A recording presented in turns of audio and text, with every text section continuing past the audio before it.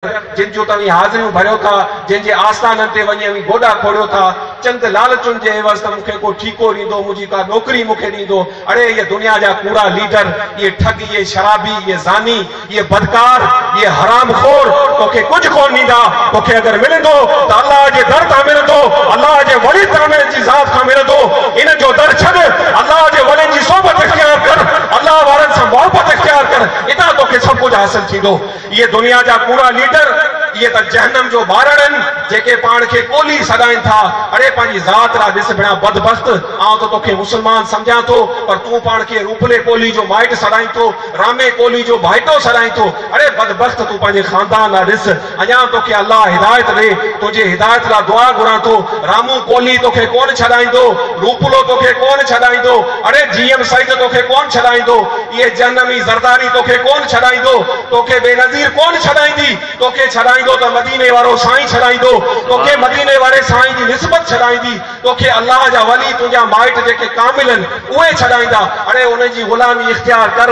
ही दुनिया चंद ॾींहंनि जी आहे, तूं मरी मिटी थी वेंदे, तूं ख़ाक थी वेंदे। तूं कहिड़ी शइ, तोखां वॾा वॾा लीडर आया, तुरम ख़ान आया, जिन तकबुर गुरूर कयो, जिन दीन में बिगाड़ पैदा कयो, मुसलमाननि जे अंदरि बिगाड़ पैदा कयो, उहे बर्बाद थी विया, तहस नहस थी विया।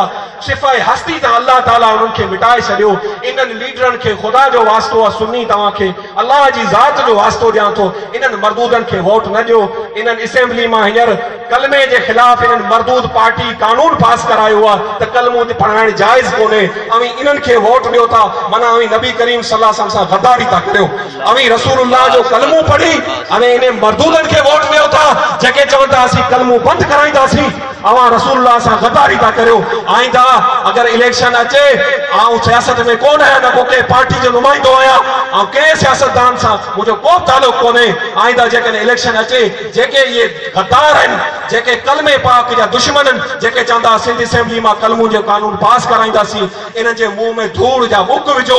जेकॾहिं नबी करीम जा सचा उम्मती आहियो, क़यामत में अव्हांखे रसूलुल्लाह खे मुंहुं ॾेखारिणो आहे। छॾाईंदो अव्हांखे मदीने वारो साईं, इहे लीडर कोन छॾाईंदा, इहे मांझाकर वारो कोन छॾाईंदो, इहो खारोड़े वारो तव्हांखे कोन छॾाईंदो, तव्हांखे छॾाईंदो मदीने वारो मीर छॾाईंदो। ऐं हथ मथे खणी चओ त इन्हनि गद्दारनि खे वोट कोन ॾींदासीं, इहे इस्लाम जा दीन जा दुश्मन आहिनि, इन्हनि खां सौ को परे भॼो। अल्लाह वारनि सां तालुक रखो, अल्लाह वारनि सां मोहबत रखो। इहे अल्लाह जे वली जे दर ते आया आहियो।